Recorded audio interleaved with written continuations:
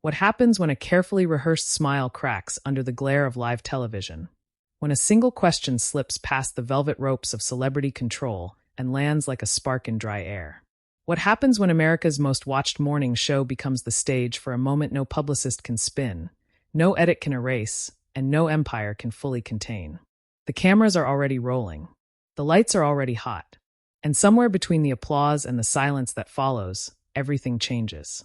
Before we go any further, if you live for stories that pull you inside the room, that let you feel the breath catch before the fallout, subscribe to Prime Tale right now, hit like, and drop a comment. You're not just watching a story unfold. You're stepping into it. The studio hums with a low electric energy, the kind that only exists when something important is about to happen, but no one can quite name it yet. The Good Morning America set gleams in soft blues and polished whites, all glass and optimism, the visual language of trust. The audience files in murmuring, clutching coffee cups, whispering names. Kim Kardashian. The name ripples through the room like a tide, equal parts awe and curiosity. She has been here before countless times, on countless stages, always composed, always in control. Or so it seems. Behind the scenes, Kim stands just off camera, adjusting the line of her blazer, fingertips brushing the familiar weight of her hair as if to reassure herself it's all still there, still perfect.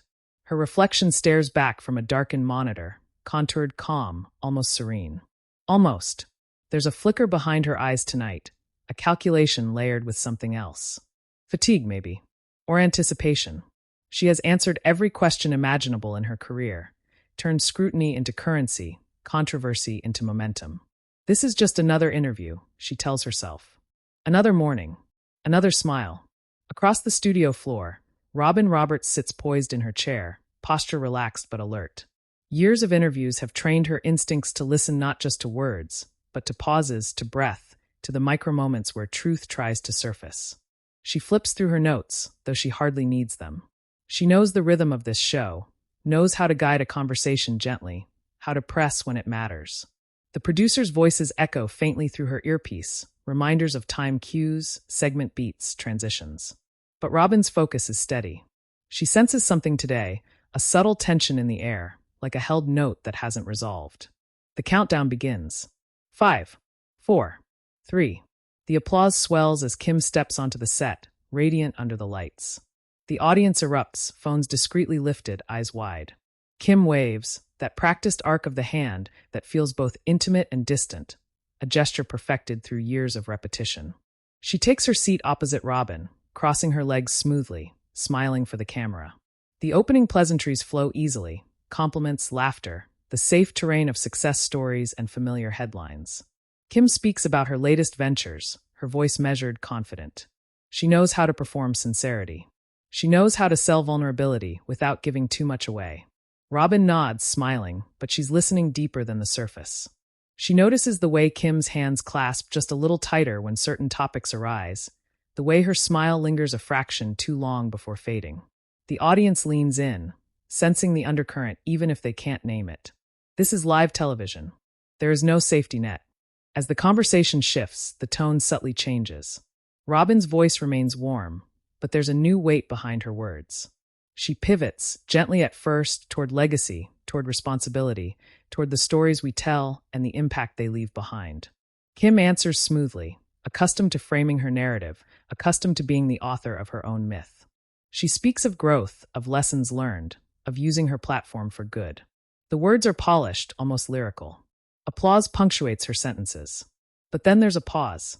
It's brief, almost imperceptible, but it stretches just long enough to draw a breath, to recalibrate. Robin glances down at her notes, then back up at Kim. The studio seems to quiet, the ambient hum fading as if the room itself is listening. "There's something I want to ask you," Robin says, her tone still even, still kind. "And I want to ask it honestly." Kim tilts her head slightly, smile fixed, eyes attentive. She's heard this preface before. It can mean anything. She nods, inviting the question. Robin continues, choosing her words with care. "You've built an empire on visibility, on letting the world in. But there are people who say that some of the moments that made you famous also changed how young women see themselves. That they set standards that are impossible, even harmful. When you look back, is there anything you regret showing the world?" The question lands softly, but it lands. There's a shift in Kim's posture, subtle but unmistakable. Her smile doesn't vanish, but it tightens like a thread pulled too far. For a heartbeat, the studio is silent. The audience holds its breath. This wasn't on the list of expected talking points. This isn't the kind of question you deflect with a rehearsed anecdote. Kim inhales, steadying herself. Inside, 1,000 thoughts collide. Years of headlines, criticism, defenses built brick by brick. Regret. The word echoes. Regret suggests fault, suggests accountability beyond branding. She has been questioned before, judged before, but something about the way Robin asked, calm, direct, unflinching, cuts deeper. I think, Kim begins, her voice measured, that everyone has moments they look back on and think differently about with time. She pauses, choosing the safest path. But I also believe that owning your story, all of it, is powerful. I don't think hiding helps anyone. Robin nods slowly, but she doesn't move on. Owning your story, she repeats gently. Does that also mean owning the consequences of it? A murmur ripples through the audience. Kim feels it, that collective intake of breath. Her heart rate ticks up, just enough to notice. She straightens, uncrossing and recrossing her legs, a small tell she hopes no one sees. Consequences. The word presses against her chest. I've worked really hard to evolve, Kim says, a hint of steel entering her tone. To use my platform in positive ways. I can't control how everyone reacts to everything I've ever done. Robin leans forward slightly, not aggressively, but with intent. But you can reflect on it, she says. And people watching, especially young viewers, are listening now. They're watching how you respond. The lights feel hotter. Kim can feel the makeup on her skin. The weight of the camera is trained on her face from every angle. This is the moment where the script slips. She senses it, that invisible line between control and exposure. Part of her wants to pivot, to steer the conversation back to safer ground. Another part, quieter but insistent, recognizes the challenge in Robin's eyes. Not an attack, but an invitation. The audience is silent now. Even the applause sign feels irrelevant. Somewhere in the control room, producers exchange glances, fingers hovering over switches that won't matter. This is live. This is happening. Kim exhales, a longer breath this time. I don't think it's fair, she says slowly, to put the weight of an entire culture on one person's shoulders. Robin doesn't interrupt. She lets the words hang, lets them echo. No one person, she agrees. But influence adds up. And you have a lot of it. There it is. The unspoken truth finally spoken aloud. Influence. Responsibility. Regret. The pillars of the empire suddenly feel less solid, more exposed. Kim feels a flash of heat, defensiveness, yes, but also something like vulnerability she didn't plan to reveal today. I'm human, Kim says, her voice firmer now.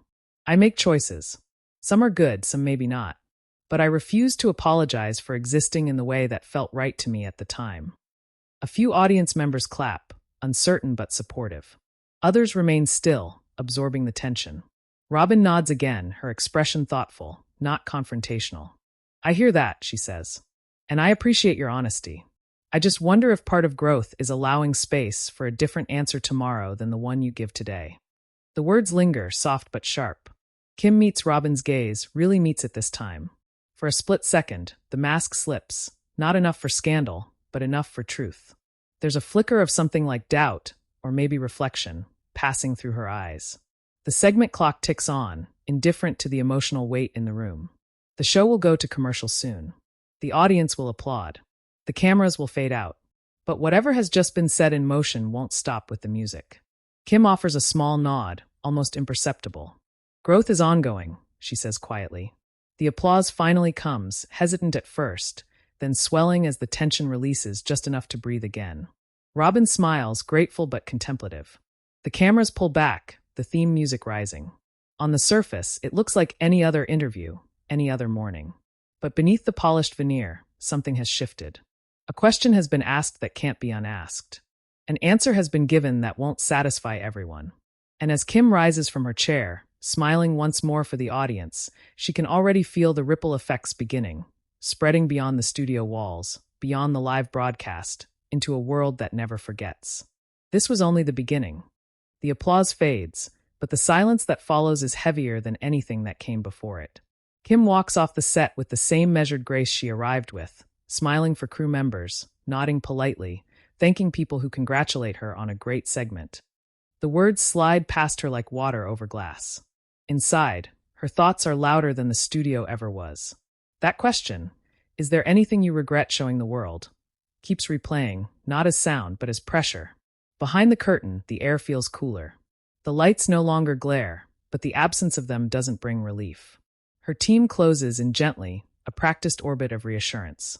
Someone murmurs that it went well. Someone else says social media is already buzzing.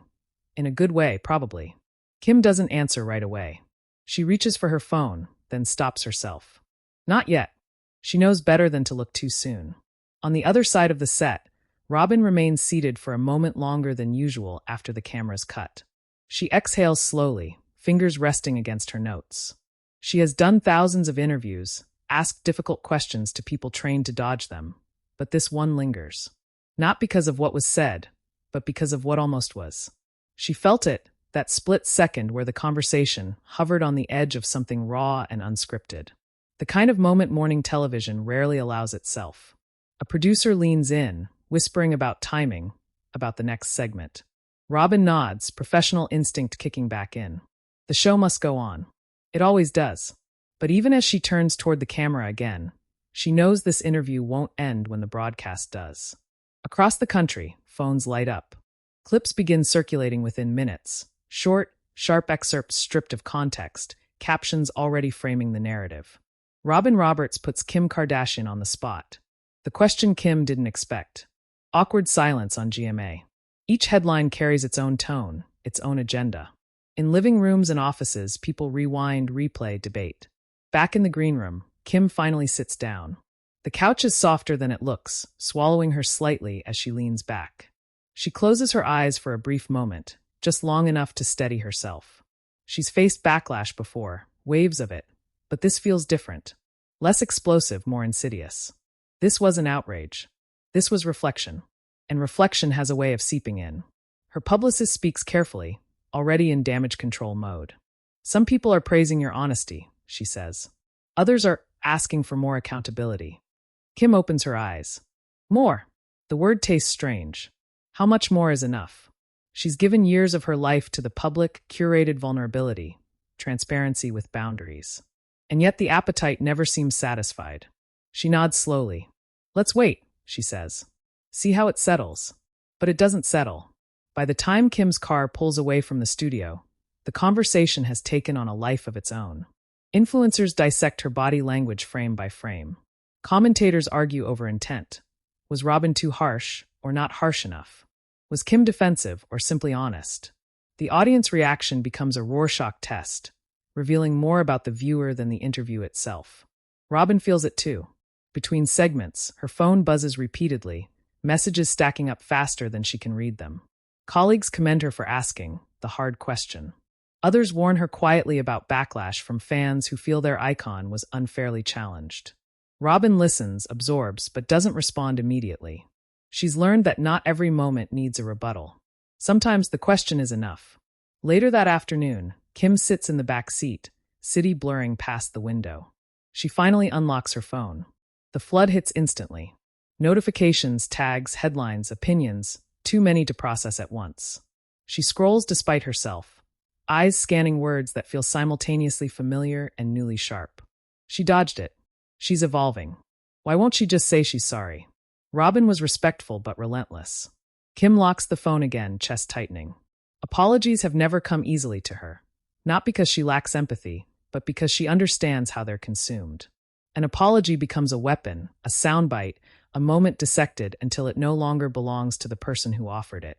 She's seen it happen. She's lived it. That evening, Robin sits at home, the quiet almost unsettling after a day of constant noise. She pours a cup of tea, letting the steam fog her glasses. She thinks about Kim's eyes when the question landed. Not anger, not fear, but calculation giving way to something closer to contemplation. Robin wonders if she pushed too far. Then she wonders if she didn't push far enough. Her career has been built on trust, on the belief that tough questions can coexist with compassion. But celebrity culture complicates that equation. When someone is both a person and a brand, every question feels like a threat to an entire ecosystem. Robin knew that walking in. She asked anyway. The next morning, the clips are everywhere. Talk shows replay the moment. pausing dramatically on Kim's brief silence. Pundits speculate about intent and impact. Was this the beginning of a reckoning, or just another blip in the endless news cycle? For viewers, the question feels bigger than Kim alone. It taps into a collective unease about influence, about the images we consume and the standards we internalize. Kim watches one segment from her kitchen island, coffee cooling beside her. Hearing strangers analyze her words is nothing new, but today it feels more invasive. They talk about her like a concept, a symbol, not a person who sat under hot lights and answered as honestly as she could in that moment. She turns off the TV, the silence rushing in. Her phone buzzes again, this time a message from someone she trusts. "You okay?" Simple, direct, human. Kim types back, processing. It's the most accurate word she has. Across town, Robin prepares for another day on air. Makeup, lights, routine. She knows viewers will be watching her too now, scrutinizing her tone, her follow-ups. Did she corner Kim? Did she let her off easy? Robin straightens her notes, calm on the surface, reflective underneath. She reminds herself why she asked the question in the first place, not to provoke, but to invite honesty.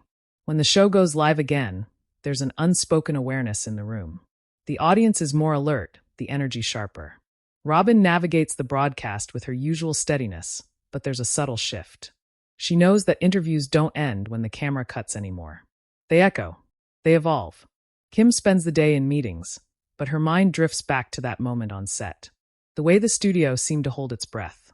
The way she felt, just for a second, exposed without armor. She wonders what it would look like to answer that question differently, not for the audience, but for herself. As night falls, the conversation online shows no sign of slowing.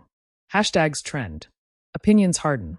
And somewhere between defense and introspection, between brand and being, Kim feels the tension pulling tighter. The question didn't just challenge her public image.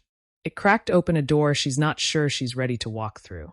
And on the other side of that door, the stakes are higher than either woman fully realized when the cameras first started rolling. The night stretches longer than it should. Kim lies awake, phone face down on the bedside table, the glow of the city seeping through the curtains like a reminder that the world never really sleeps when your name is currency. Every time she closes her eyes, the studio comes back, the lights, the hush, Robin's voice steady and unyielding. Is there anything you regret showing the world? It isn't the question itself that gnaws at her now. It's the version of herself she saw reflected in it. By morning, the narrative has sharpened its teeth. Overnight, commentary has evolved into camps. Some defend her fiercely, insisting no one owes the world remorse for surviving loudly.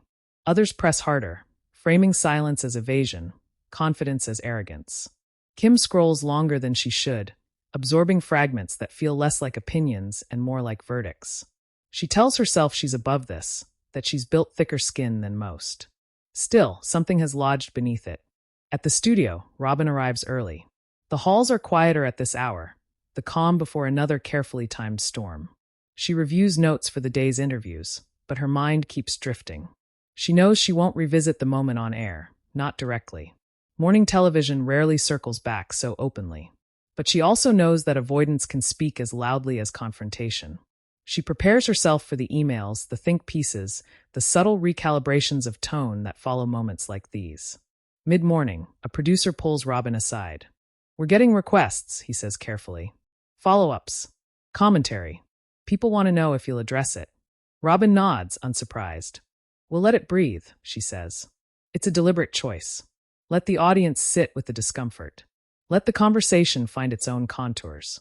Across town, Kim's team convenes in a glass-walled conference room, the city spread out beneath them like a map of possibilities. The discussion is brisk, strategic. Do they release a statement? Schedule another interview? Shift focus to upcoming projects? Each option is weighed for risk, for reward. Kim listens more than she speaks, fingers tracing the rim of her coffee cup. "What do you want to say?" someone finally asks her. The room stills. Kim opens her mouth, then closes it. The honest answer doesn't fit neatly into a press release. "I don't know yet," she admits. The vulnerability in her voice surprises even her. That afternoon, a clip resurfaces, longer this time, less edited. Viewers notice details they missed before. The way Kim's breath catches, the way Robin softens her tone even as she presses. The conversation deepens, shifting from accusation to analysis. Psychologists weigh in. Cultural critics write threads about influence and accountability. The question expands, growing larger than the two women who sparked it. Kim watches one analysis late in the day, arms folded tightly. The commentator isn't cruel.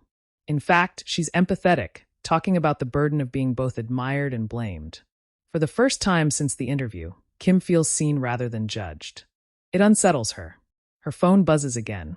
A message from her mother this time. You don't have to answer everyone. Just yourself. Kim stares at the words, blinking back a sudden rush of emotion. Family has always been her anchor, even as the world pulls at her from every direction. Meanwhile, Robin fields questions of her own. At lunch, a colleague asks if she regrets asking what she did. Robin pauses, considering. No, she says slowly. But I think about how it landed. It's the truth. She never intended to corner Kim, but she understands that intention doesn't erase impact. The line between curiosity and confrontation is thinner than people realize. As evening approaches, Kim makes a decision, not a public one, but a personal one. She retreats to a quiet room, away from advisors and cameras. She opens a notebook, something she hasn't done in months. Writing has always been her private refuge, a place where she can speak without performance. She writes the question at the top of the page. Is there anything you regret showing the world? She stares at it for a long time. Then she starts to write beneath it, slowly, honestly. Memories surface, moments she once framed as empowerment now tinged with complexity. Choices that felt right then, heavy now. Not shame exactly, but awareness. Growth. The words don't absolve her. They don't condemn her either. They simply exist. And for the first time since the interview, Kim feels a strange sense of relief. Across the city, Robin finishes her day and heads home. The sky is streaked with pink and gold, a fleeting beauty she almost misses.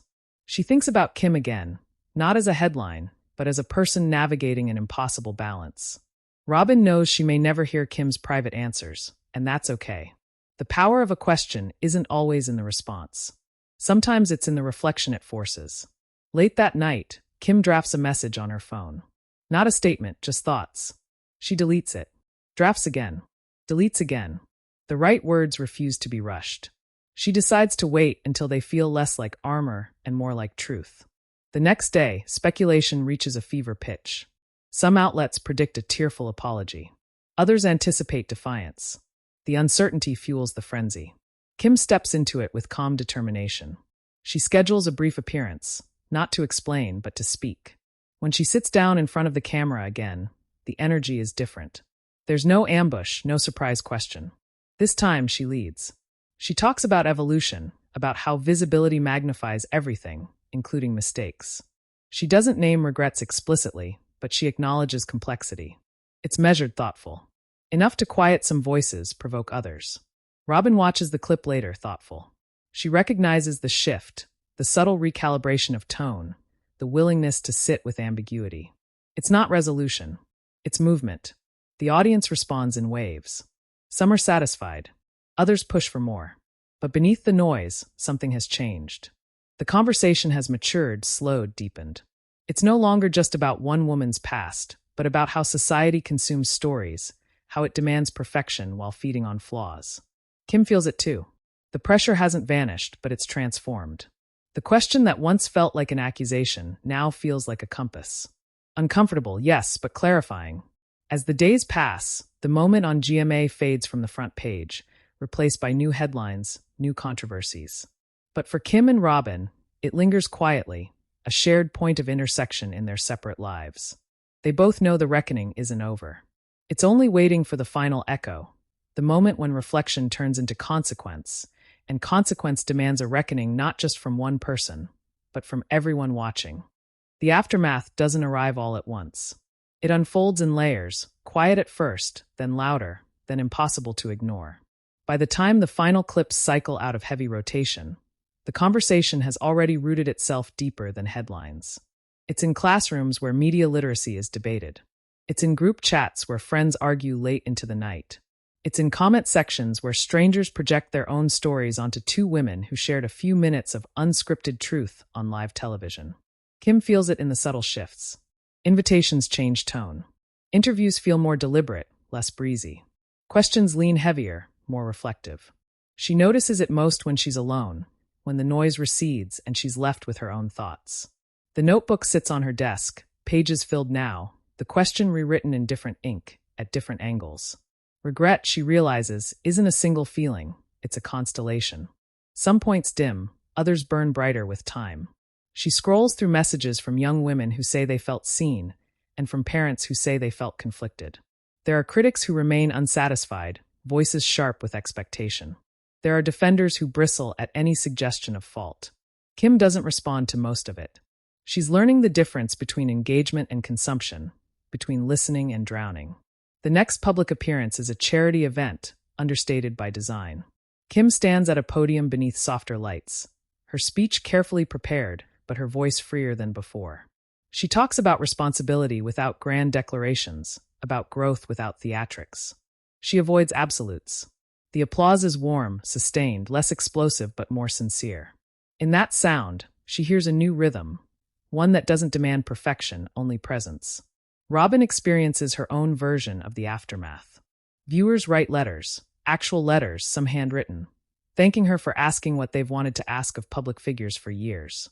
Others accuse her of crossing a line, of weaponizing empathy. Robin reads them all.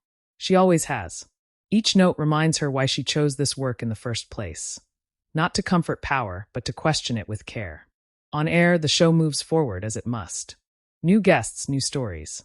Yet there's a subtle recalibration in the way interviews unfold. More space for pause. More room for reflection. Producers notice it. Viewers feel it. The ripple spreads quietly.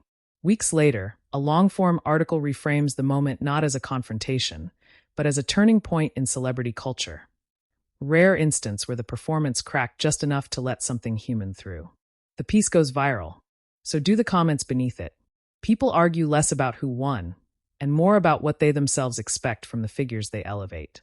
Kim reads the article late one night, curled on the couch, lights dim.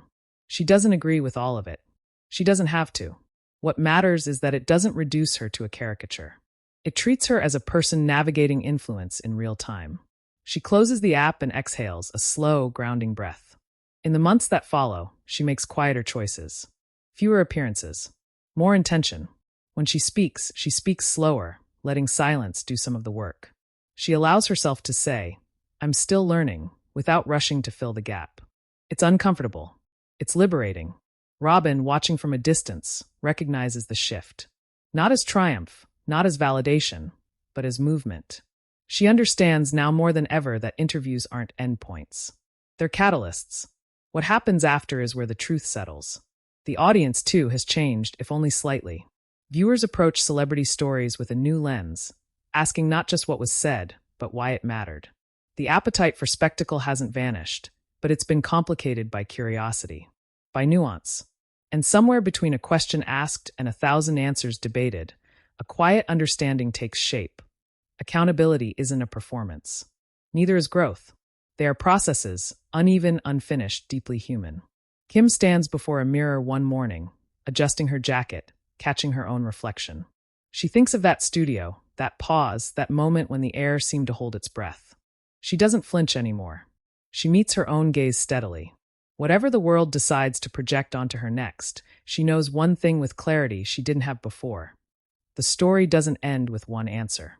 Robin, preparing for another broadcast, straightens her notes and smiles faintly. She knows there will be more moments like that one. More questions that unsettle. She's ready for them. The work demands nothing less. And for everyone watching, this is where the story opens outward. Because the question that changed everything wasn't only meant for one woman on one morning show. It was meant for all of us. What do we celebrate? What do we consume? What do we ask of those we elevate? And of ourselves? Now it's your turn. What did you feel watching that moment? Was the question fair? Was the answer enough? Do public figures owe us reflection, or do we owe them room to evolve? Share your opinion in the comments. I want to hear your take. And if you want more cinematic, intense, behind-the-scenes stories that pull you inside the moments that shape culture, subscribe to Prime Tale right now. Because the next question is already waiting, and you won't want to miss when it's finally asked.